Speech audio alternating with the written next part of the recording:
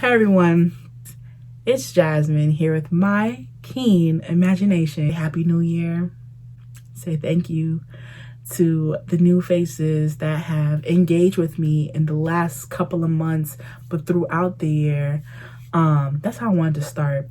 And then I also wanted to up some inspiration for some of y'all who come here and want to talk about books, right? I'm on Goodreads. If you have a Goodread or if you want to follow me on Goodreads, I am on as My Keen Imagination, same way that it's spelled over here on YouTube. Yeah, let's talk about it. I read 12 books last year. My goal was 10. So, and I started this list or this challenge for myself in the month of, let's say, July, August. So honestly, yeah, it's basically like I read a book a month, TBH. But we're gonna go ahead and dive right in. And like I said, the purpose of this is to talk about the books that I read. I'll tell you whether to read it or not, but ultimately the choice is yours. If any of these spark your interest, I know I talk a lot, so I'm probably going to be chatting about the books a little bit. I'm trying to give myself a cute like 60 seconds and less of talking about it, but I'm not going to follow directions. Let's get into it. So the first book that I read was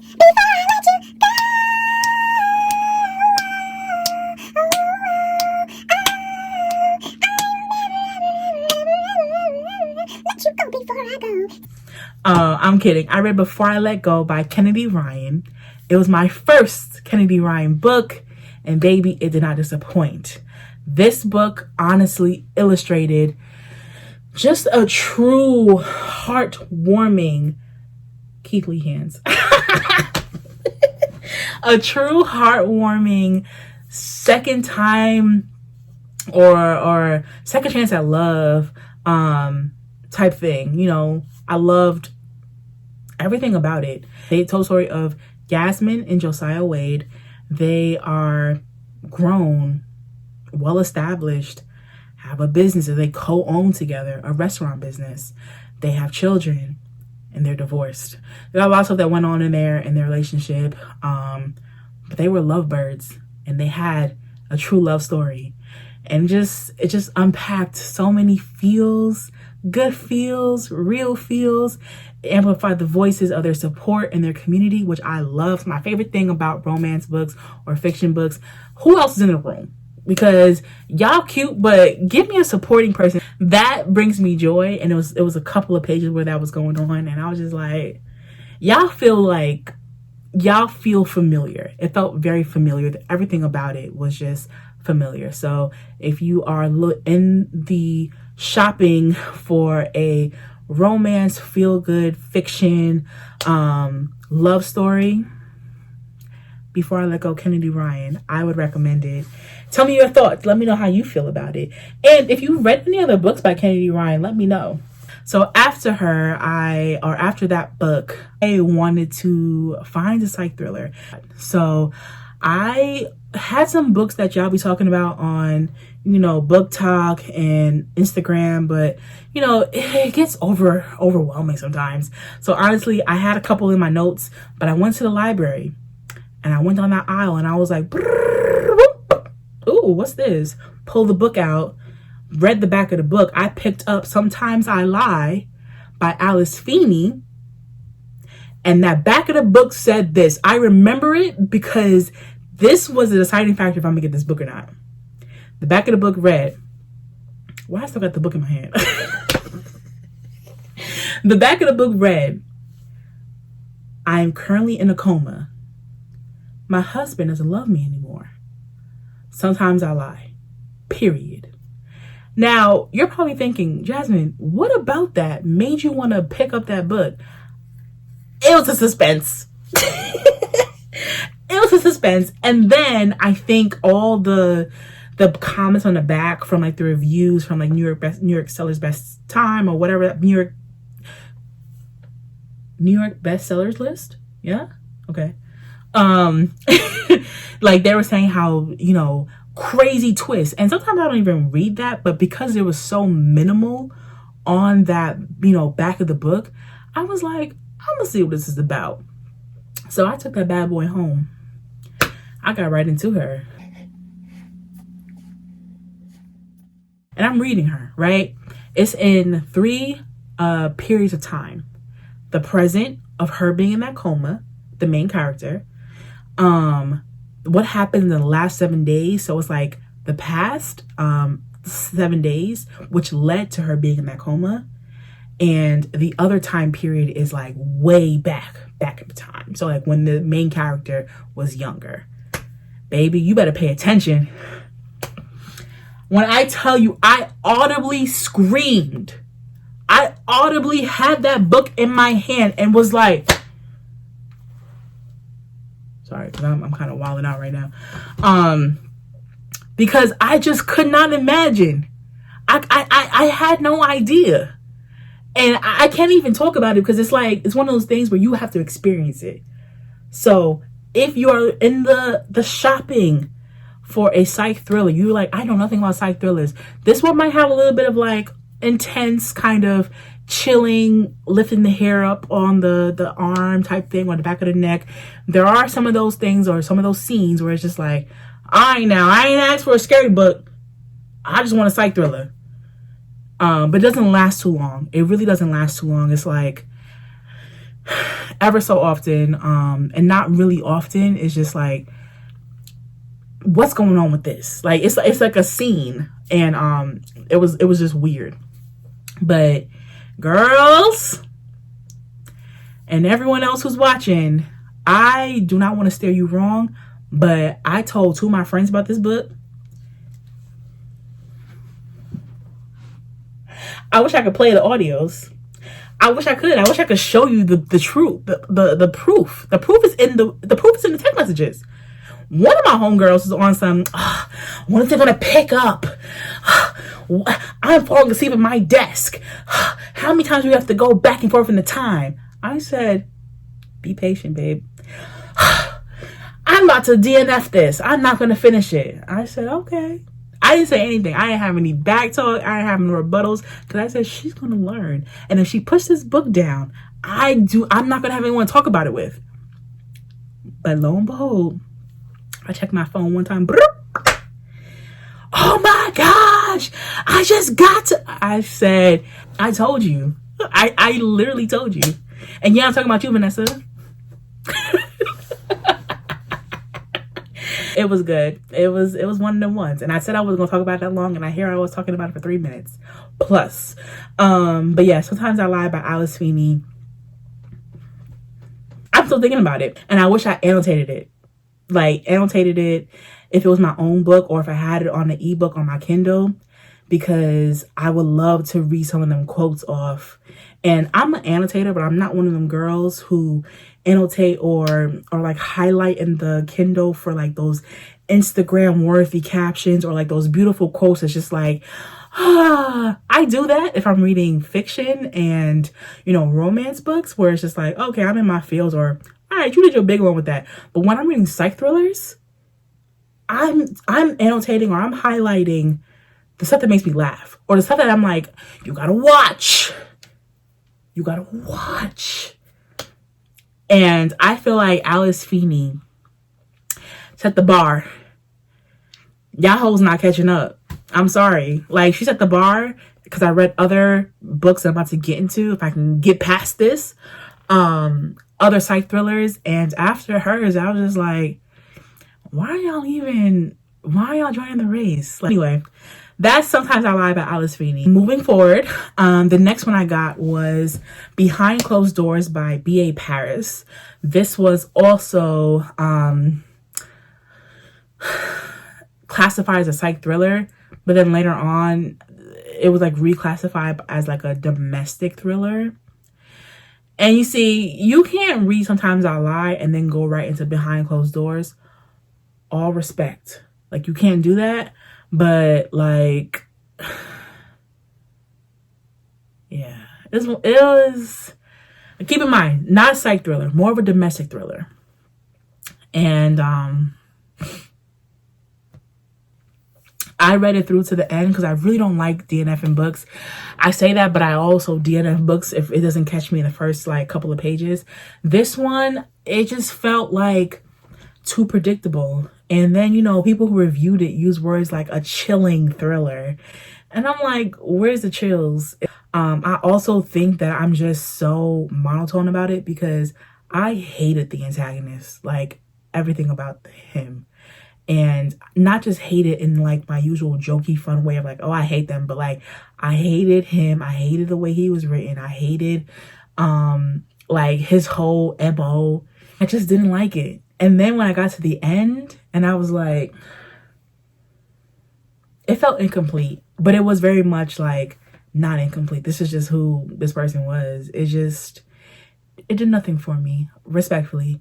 And I also, tap on the back for me, predicted what was going to happen in like the first quarter. So a holding grace or saving grace that kept me to reading it to the end was because I knew that I predicted it right. And then you know what? Who trained me for that? Alice Feeney. After her, I'm just like, you cannot trick me. Next one I read was a palate cleanser because I was reading a lot of like mind game things going on in those books. So I needed a palate cleanser. So I got Friends and Lovers by Jerome Dickey. And it was the palate cleanser that I needed. If you are a fan of like sitcoms, I'm talking A Different World, Living Single, you know, sprinkle maybe a little girlfriends in there. Anything with that dynamic of relationships and comedy and like real conversations, based in the 90s. You got the 90s like fashion that is really talked about in this book, as well as the language and the slang and the lingo. It wasn't like one of them ones that he's written, but it was one of them ones. Like, but it wasn't one of them ones. If you pick it up what I'm putting down. The next one that I believe that I read was The Housemaid.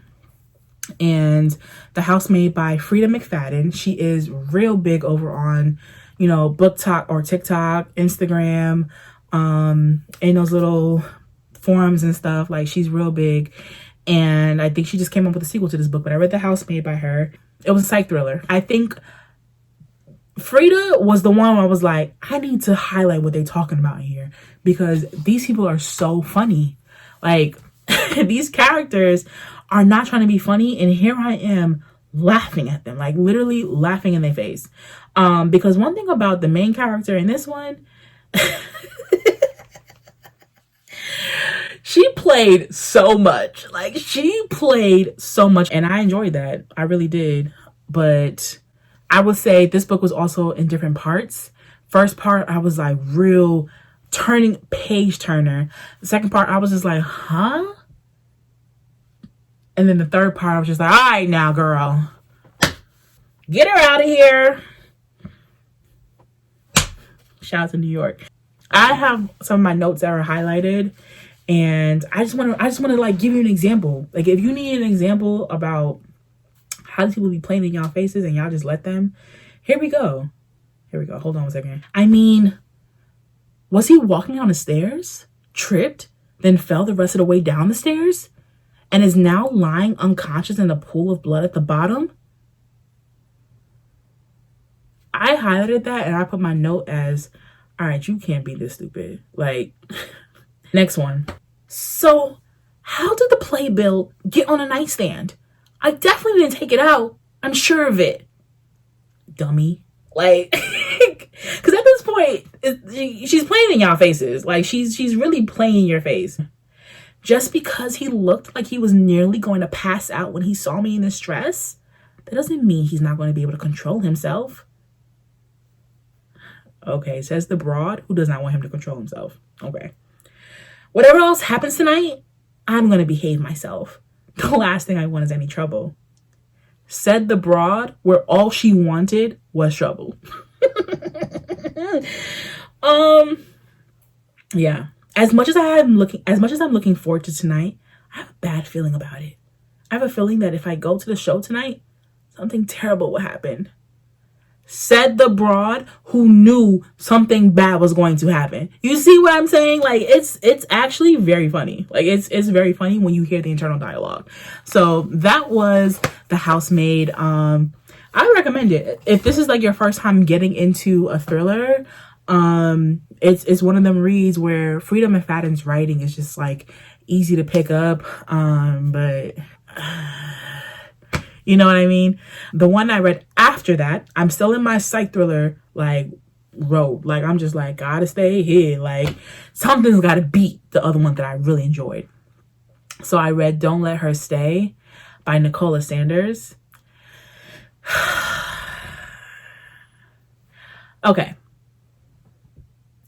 So what I felt about Don't Let Her Stay is, I think this is what started to get on my nerves a little bit, where I'm like, okay, now I need a palate cleanser, because when there's different directions you can go, I think, with a psych thriller. These next couple of books that I'm talking about, everyone kind of had the same trope. And after a while, it starts to get stale. Like, pack it up, throw it out. And that started to happen. Like, it was like the same kind of like, you did that. No, I didn't. Yes, you did. What are you talking about? You're crazy. And after a while, stop playing in my face. Stop. So a lot of that be happening in some of these like domestic / psych thrillers, where it starts to become like, it's not even predictable. It just starts to become like oversaturated. And there's just a certain way that I think that you have to take the lead on it to kind of keep me in gear. You know what I'm saying? So that was Don't Let Her Stay. I did enjoy it. It was another one of those ones where the internal dialogue was so funny to me. So that kept me kind of like invested. The voice that I had in my head for the antagonist was hilarious, because she was like this 15 to 18-year-old girl that I can't remember. I think she was grown, maybe even older than that, maybe 20. I don't remember. But she was grown, and she just carried herself as this child. And like, this line that haunts me to this day that she said, it's like, I hear the piercing sound of her voice. And the line was so simple. It's like, Yasmin, why is that like line haunting you? Couldn't tell you. And go to the store and go get this item for me from the store. So the girl was like, okay, and she went to go get something from the store. And then, like, you know, stuff is going on, and she's randomly in the kitchen, and she's just like, silly mammy, you have strawberry jelly right here, like, silly. And like, that's her voice. Like, her voice is really annoying and nagging. It wasn't even a movie, but like, I can hear it as I was reading it. So that was Don't Let Her Stay. The next one that I believe that I read, keep in mind, at this point, I'm just like, give me something good, y'all. Like, I need a palate cleanser, please. I would say was the Ethic series. I read Ethic 4 and 5 back to back. Y'all know my relationship, my love-hate relationship that I have with Ethic, but also my love relationship that I have with Ashley Antoinette. She is the author of this series. It is 6 books. It has taken me 2 years, because the time invested to make it through that. Make it through Ethic land. Babe. I read books 1 and 2 maybe in 2022. Had to take a break. I was like, whoa. This is like, Ashley, in a minute I'm about to bring you on my couch and give you, lay your head on here, and I'm gonna give it the Iyanla love. Like, sis, what's going on? Are you good? No, talk to me, girl. Talk to me. Because at what point is enough? Love Ashley Antoinette. She writes complex stories, complex love stories. So if you're not about a thug style, you change the game. I like your thug style. I need a soldier that is scared to stand up for me. I can't leave him alone. Try to good voice days for the dope boys turning me on. If you don't want that, don't even pick it up. That's what you have to get. But you have to get them trying to be in love. I'm starting to get hot just thinking about it. Like, and I made a video of me processing my thoughts around when I finished the entire series, because I needed to talk out loud. Like, I needed to like get it out. I don't even think it was a review. I was just talking around like, what did I just read? Like, no, what did I just read? Let's talk about it. For real. Let's talk about it. And I needed that space to just process it. So much love to everybody who has watched that video. It was like 30 minutes of me just trying to find my way. The next one I read after that needed to be a palate cleanser, because that, like I said, very heavy. So I went ahead and did Only for the Weak.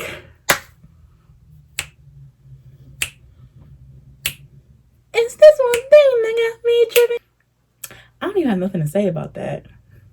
I could make another video talking about it, but to be honest, there's no words that need to be said.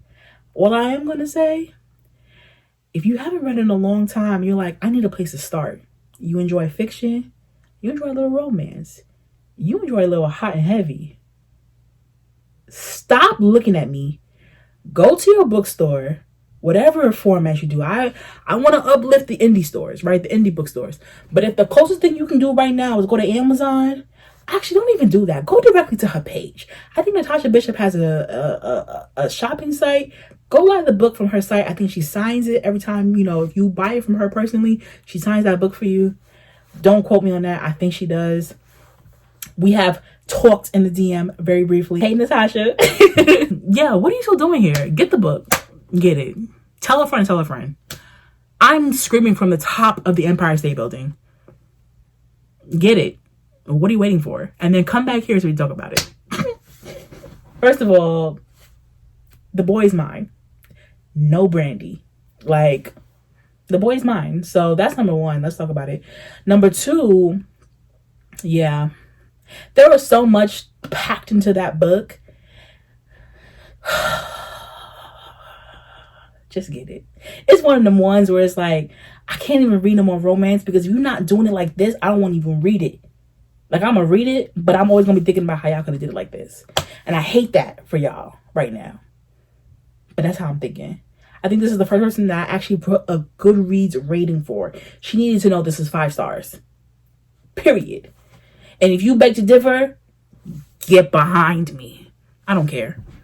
Anyway, I can't wait to get into the next Natasha Bishop read. The next one I read, The Wife Between Us by Greer Hendricks. I also think that there was somebody else that was an author as well, but I can't see it because I don't have it, and I don't want to like lose where I am on my Goodreads because I'm trying to go in order. But I say all that to say, I read that one, and again, it fell into that.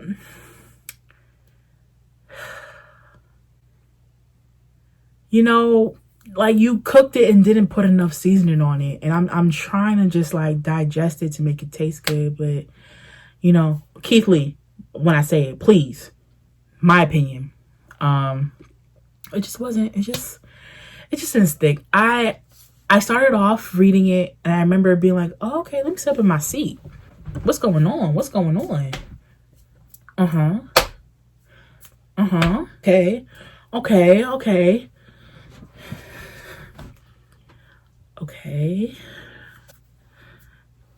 Why you went with that bar? Okay.